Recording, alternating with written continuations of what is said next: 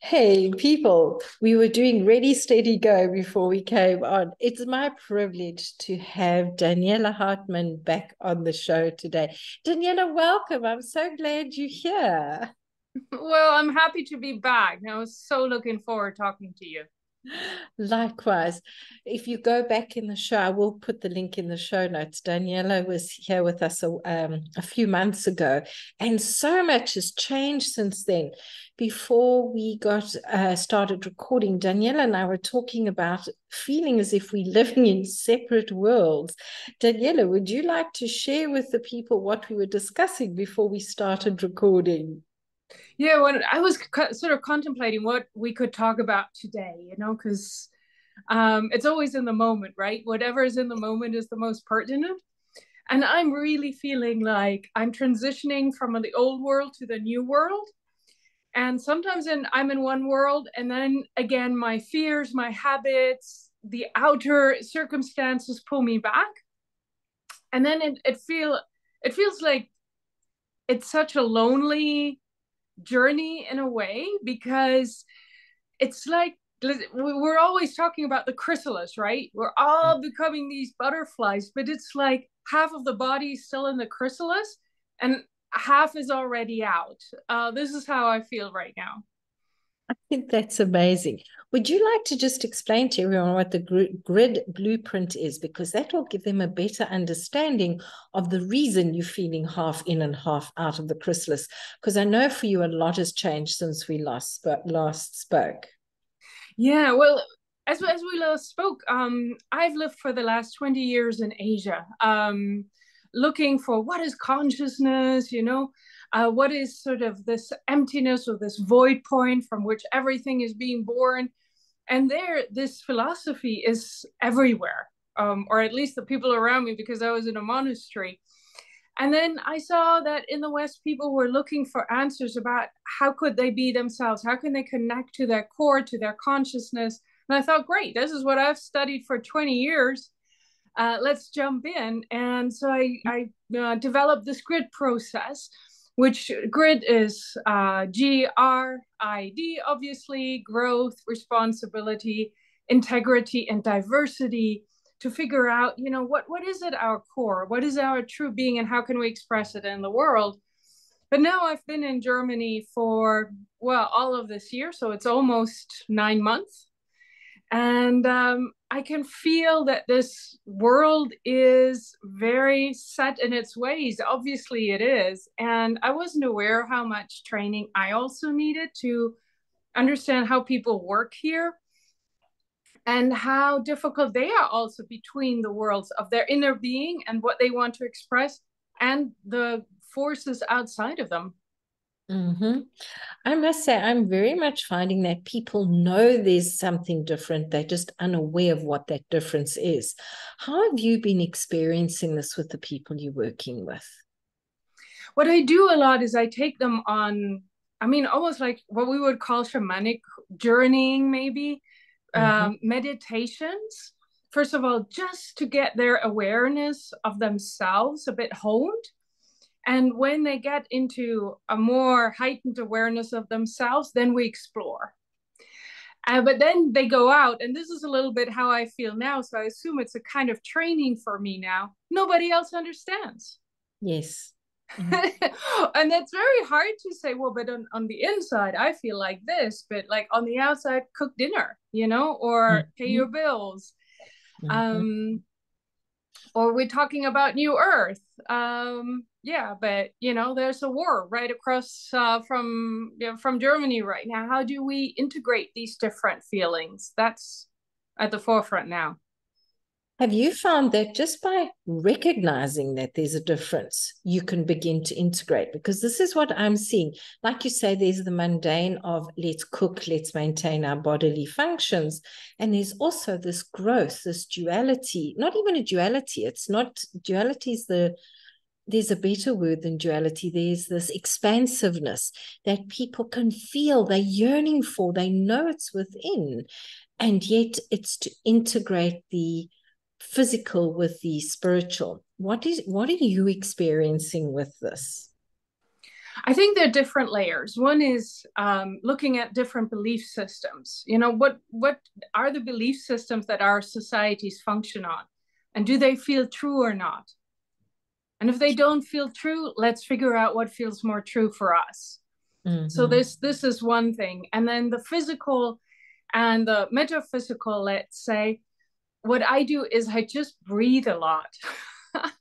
Yes. You know, because I calm down my nervous system, because my nervous system is saying, great, you know, go out there, but it's not safe because I need to be aware of what's physically around me. Yes. So these are the two main things that I work with. And then I ask people what is true for them, and do they have something in the past where it proved to be right? Mm-hmm. And then when they can find some experiences in their past where they relied on themselves or in the guidance systems and it worked for them, then we have something to build on. Then it's not so abstract anymore. And where are you finding something concrete for yourself to build on so that you are able to bridge the gap for your clients? Well, when I do get into the breathing, when my mind calms down, then there's a certain clarity that comes. And then I can sort of look back and say, hey, all of my moves that I did. And when I had this call, for example, to go to the monastery, and everybody thought I was crazy, but I knew inside of me that's what I needed to do. And it worked out, you know, and there was enough money in the bank. When I kind of recall these memories and how I felt, and also now, when do I feel alive? You know, what kind of sparks me?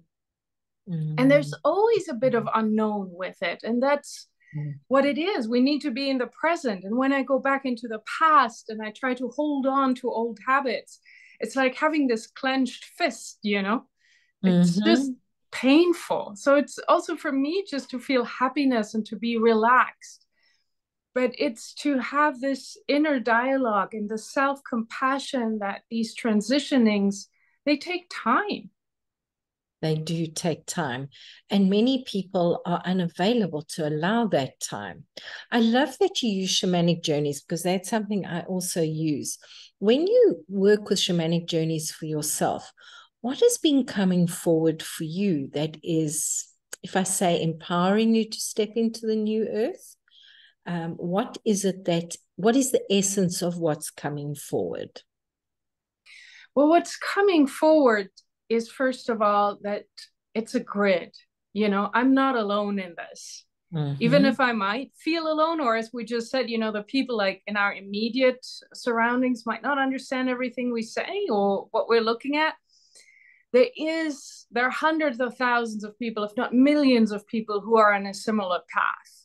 So when I go into meditation, I can feel that. And I can feel the connection to the earth. I can feel the connection to the air, to the water. You know, I can feel that this is actually a movement that is going on so many different planes. But my rational mind needs to shut up a little bit. So I do need to just always think that it's a step by step. It's not a laid out plan. And I'm a Virgo.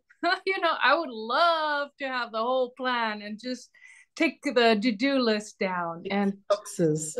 Exactly. You know, Monday we do that, and then Tuesday's that, and to just stay present and say it's not. It's kind of the goal is there, but how we're gonna get there is a minute by minute journey. So I just need to calm myself down. I think that's all, and then the next step becomes apparent. So what you're describing to me is a process. So what I'm understanding from what you're saying is that there's a process evolving of people releasing their pasts while acknowledging the value of it in order to be present to create more in the future. Am I correct when I say that?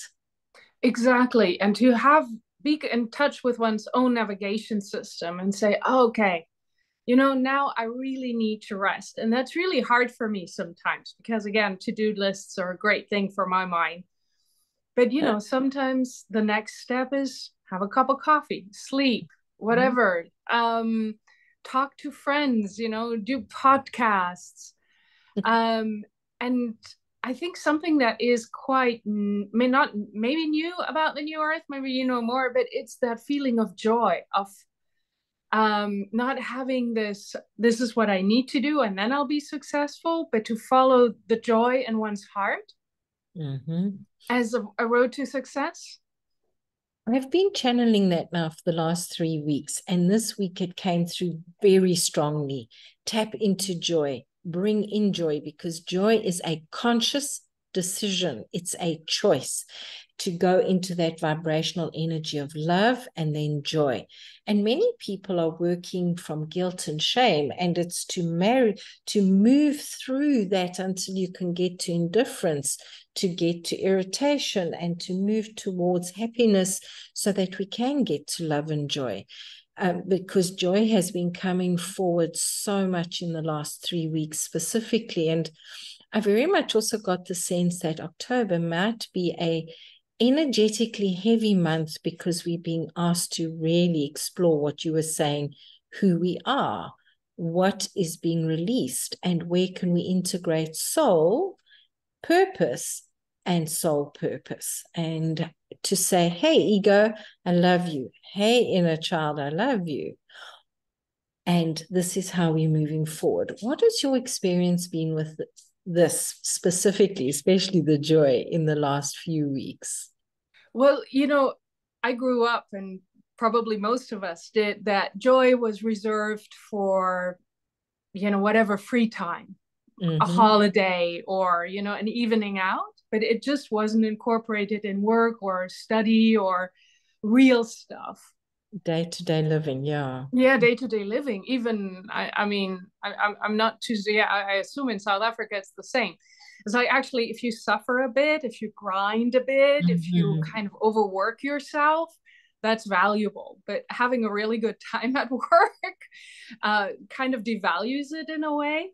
So there's a lot of patterns to just being looked at, and to say what is actually really true. Again, you know, this question, what is true? What is love? What, you know, what is good for me in a healthy, you know, nourishing way, to stay with these. And, you know, I went through this, or I'm still going through that I kind of found myself that I was kind of making a lot of rules for myself to kind of keep myself stable and solid, you know, and not have too much joy, because, you know, it's not deserved right now. You can only have joy when you deserve it. Yes. And I figured out, like most of us, of course, it's a childhood thing, and then also, or a societal thing, but it's a protector. So I had to really talk to this protector and say, listen, there are other ways to keep me safe. You know, there's discernment. Being in the now is actually the safest that I can be. But, you know, what really interested me was that when I was able to talk to the protector and get her to calm down a bit, innocence came online. Yes. And that was just my deep wish to love and to be in contact and to be in connection and to be heart to heart with people. And how scared I was of that. And I assume this is where joy is from, because joy is just being embodied here and now, vulnerably. At least that's how I see it. How do you define joy? I agree with you. And before we get to joy, something you said there that is so important is coming back to innocence, coming back to that child that was the sponge before the sponge was filled up with muck. And when we can come back to that child, that is then how we get to step into joy. For me, if I can explain it, today I went for a walk. When I broke my shoulder, I couldn't go walking because of slipping and all sorts of things. And today, walking with the sun shining, the wind blowing, and just seeing those beautiful white cumulus clouds coming up into the blue sky, the waving of the different types of the grass heads, and just experiencing that energy of nature, I felt myself fill up with joy. There was no expectation. There was absolute delight in the creation that was around me, the greenness of the the fields, the different textures, the different colors, the glowing pinks, the mauves, the purples, the whites, in this just expansion of space. That is joy, being in that moment and in appreciation for what is around us. Even if you're in the middle of the city, appreciate the curbstone, the people walking around. It's more difficult for me because people tend to overwhelm me.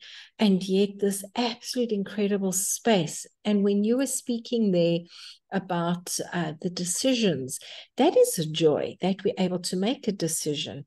And yes, like you, I grew up with, you've got to work hard, otherwise you're unworthy of it. Nonsense, people. That makes no sense. It's nonsense. When we're in alignment, things flow. And I loved what you said earlier on when you said you feel as though you're caught between two worlds. And when you were speaking about that hustle and grind versus the ease and the joy, it made me think of, wow, I had some of my best ideas walking with that joy today. And there was absolutely, it was effortless. Effortless. That joy is allowing ourselves to be present. How do you help yourself, along with breath, be present and experience that joy as you release the old hustle culture? Because we really are caught between two worlds in that way.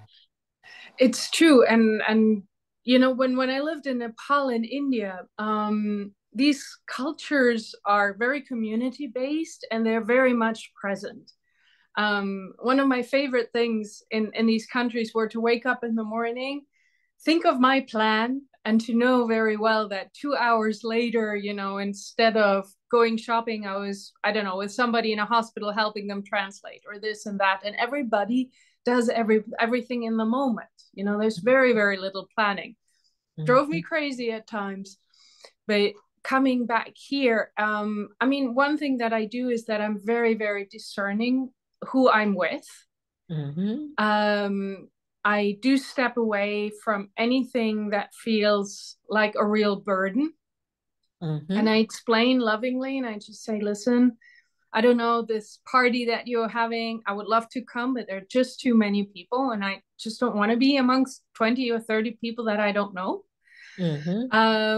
So having clear boundaries, self-compassion has been a big thing right now, because what is being re-triggered being here are these old patterns, and I have to see them, especially for my work with the grid, because that is how I can guide people through them. And to remind myself that the joy is my true self and that the hustle one is not my true self, again and again and again. You know, that I think is the most important to me, because this old hustle self, it can be quite loud. I resonate with you. I hear that. You've got to work hard. You've got to get it done. No, go and enjoy a walk. Do you feel also that you're picking up energetically on a community feeling of having to hustle? Absolutely. I mean, Germany is all around that. It's a lot. What is even harder for me is the blame and the comparison. Yes. I mean, this victim mode, and it's always somebody else, you know? At the moment, migration is a big thing again. I mean, seriously now? It just, what? It's always somebody else's fault, you know, why we don't have this, or and that for me is even harder, that people are not taking responsibility for their mind, that they're trying to blame somebody else, and that they're constantly comparing. And it's something that I think I'm pretty much on it. The comparing thing I still have to work with. But this blame is something that is so, so detrimental. You know, this victim perpetrator rescuer dynamic, which is never ending. So all I can do is I even get up from conversations. I just say, I can't do it. I'm sorry. You know, we're not hearing each other right now. Well And done. even if they think I'm crazy or stupid, I'm just not engaging anymore if I can. I've come to understand that blame is the opposite of joy. It's the opposite of love. And blame happens because we're avoiding self-love, self-awareness, and self-resilience. If I can, I know they're not necessarily two words that you would put together. I feel that is not just in Germany. I feel it is all over that I'm listening to people and speaking to people. What would a potential solution be, as well as you saying confront your issue and moving away? What do you feel could be a different solution so that people can move away from blame? It's taking radical responsibility. And behind that is a belief system. So if people don't have a belief system, it's hard to make them understand. But if people are open to kind of say, what is my contribution to any situation in the world? I mean, we talked in the last time we spoke, my background is Buddhist. So we believe we all have this sort of 0 point void emptiness from which everything happens, through interdependence. So we can always see that whatever happens through causes and conditions, and we all have a contribution, or else we wouldn't be in the situation. It's just a very clear fact from a philosophical point of view. So to look into what is my contribution, and that we are in charge of our mind. Mm-hmm. So we can always do the nice glass half full, half empty exercise. And we are allowed to speak up. We are allowed to excuse ourselves from situations that are not healthy for us. We are excused from listening or agreeing with people that we don't agree with. I think that's important. Yes, it's actually very interesting. Something that really impacted me when I read it was whether you agree or you don't agree, you are still giving an opinion. And it's actually very interesting. For me, I say, look, I'm unavailable for this game. So I'm not, I avoid disrespecting that person and where they are. What do you feel about respect? Well, respect, I think, for me is honesty, together with politeness. Blame is a certain way of putting the full responsibility of someone else. We can still see a situation clearly. We can still say, whatever, this person didn't treat me right, or wasn't okay. But it's to stand in one's own power and say wow, somehow I got myself into this situation as well. I will not do it again. That's respect to me. But also going to the other person and saying, I'm not going to engage with that anymore. Might hurt you, or, it might even end our friendship or something, but that's what it is. And just to stay polite and courteous. I think that is very important. These are these old values, quote unquote, but just to be honorable and kind. I think that's really important. To me, it's really important. This saying, that the Dalai Lama once said, we can always, it's the most important thing is to be kind, and we can always be that. And it doesn't mean to be a doormat. It can be from strength and from clarity. But then again, we need to understand ourselves. We need to know what's true for us. And this is why I love the grid so much, because it brings us to this truth. But we need to know that first. Yes. It comes down to compassion for ourselves, compassion for the people around us. And that comes down to love. Sometimes the most loving thing is to say no. And the person may be offended, and yet it can be the most loving thing for both of us. What do you feel your focus is to help integrate these two worlds, Daniela? My focus is really going into our heart and trust ourselves above everything else. And talking here about the healthy self. Yes. So to uncover or discover our healthy self, we do have to do shadow work. Mm-hmm. As hard as it is, and then reconnect, or maybe we're already connected, but with, as you say, the joy, with innocence, with the sacred child or the sacred being that we are, which is actually timeless. Mm-hmm. And trust that above all. And it's tough because we have been conditioned not to trust it. Yes. And So, to, yeah, that's that way home. We talked about it last time. It was Ram Dass's sentence, we're all just walking each other home. yes. So I love to take people on this journey home to their true self. Mm-hmm. And I think that is, for me, the only way. The only way is through the heart. Yes, very much so. Do you feel people are starting to come back to the heart, or do we still have a long journey ahead? I mean, the only people that I can engage with are the ones that are at least having a doubt, Mm-hmm. that are now saying, I've tried all of that and something is just lacking. It's not really my life. I can't really recognize myself in it. I feel there's more. That's what I hear a lot. There must be more. How do I get to that? The people who don't have that needs to come from them, right? That needs to be Mm-hmm. their fire that has to be kindled. Then you can work with it. But a lot of people know. And then I don't know how it is in your work, but when we start, it's great. And then there's a moment where we get to the really juicy stuff. Mm-hmm. All of these traumas that have acted as protectors for so long. Mm-hmm. And then it gets rocky because they don't really want to let go for a while, because it's so comfortable and so familiar, no matter how crazy and sick.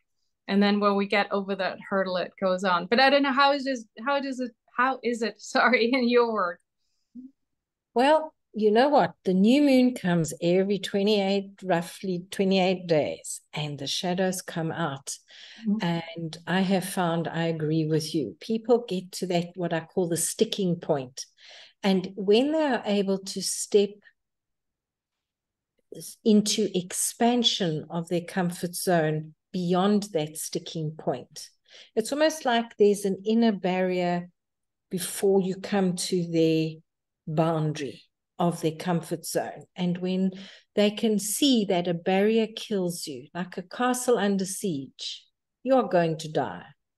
And they are able to say, I let down the drawbridge and I rather expand my boundaries and expand my comfort zone, that then they can move beyond that sticking point. Because it is comfortable. It is so much easier to say, my mother, my father, my family, my community, rather than to say, well, what am I here for?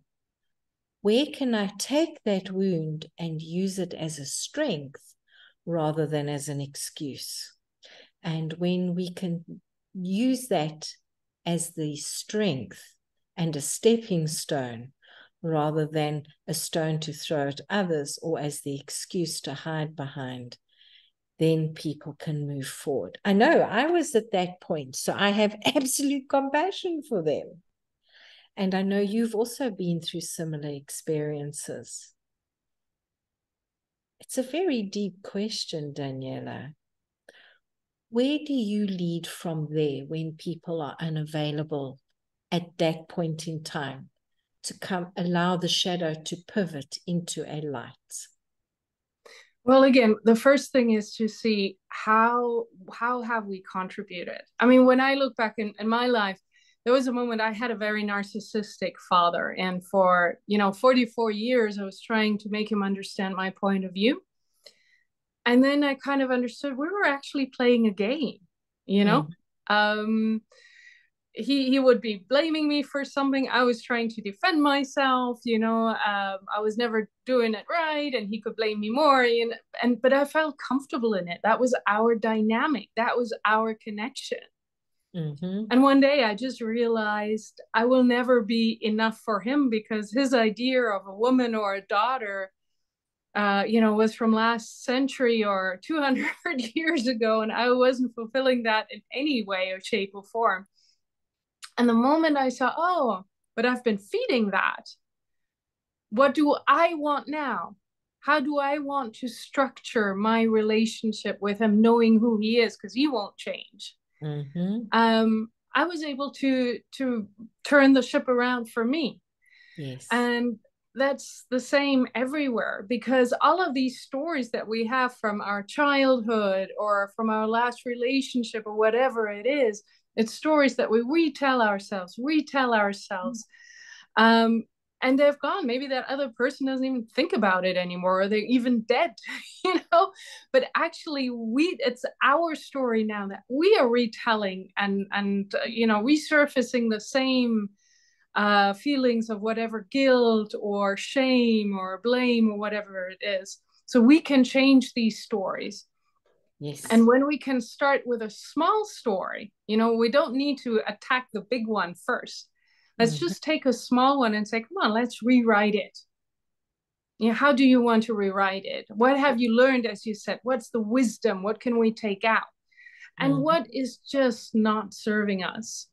And then how do we want to rewrite it? How do we want to show up in a relationship as a daughter, as a child, as an employee, or whatever? But because that's the power that we have, right? I mean, we can write our entire story ourselves. That is so beautiful. That is work that I've been doing quite extensively with clients, is rescripting. So what if your father was like that? Let's script a story where he loves and accepts you. It doesn't have to be in this reality or this lifetime. Where can we script it that you were loved, you were accepted, and that empowers us to move forward? Daniela, if you could share just one more thing with our audience before we close, that would help them come back to their heart and aid them on that walk home. Well, I think it's first of all to really point out or find 2 or 3 things about yourself that you really value. It might be a story where we showed up for another person. It might be something like, one of my main things is curiosity. Just to value ourselves, and then see how can we expand that in our everyday life. How can we expand our curiosity, our kindness, and really take these little golden nuggets of every single day life to strengthen that. And the stronger these positive traits of us are, or our positive view of ourselves, the easier it is to go into the negative. And that's also what I do with my clients. We first really look at what's positive. Yes. What are the things that make you shine? Where are you brilliant? Where are you joyous? And let's strengthen that. And the stronger we get, the easier it is then to look at things that we don't like so much. And we already have the solution actually in our positive traits, because usually they are directly opposite to each other, right? Normally. The shadow and the light. So yeah. And then we have self-love. So I would do that. Everybody just look for 2 or 3 good things in yourself and see how you can expand it and how it helps you to get over your shadow. Wow, that is beautiful. And on that note of move beyond your shadow, thank you so much, Daniela, for joining us. And thank you everyone for listening. Thank you so much for having me here. Oh, it's my absolute pleasure. Oh, and quickly, if people want to hop on a discovery call with me, I assume my website will be underneath, but it's thegrid.global. So there's a free discovery call on what I do. And I also just love to chat with people and hear about their path and what they're doing and where they are right now, because these times are just so extraordinary. So yeah, I'd love to hear from people. And people, I highly recommend you take Daniela up on that offer. Daniela brings a wisdom and an insight that will really help you move forward. Daniela, thank you again for being here. And people, remember, connect with Daniela and help yourself walk home. Bye-bye. Bye.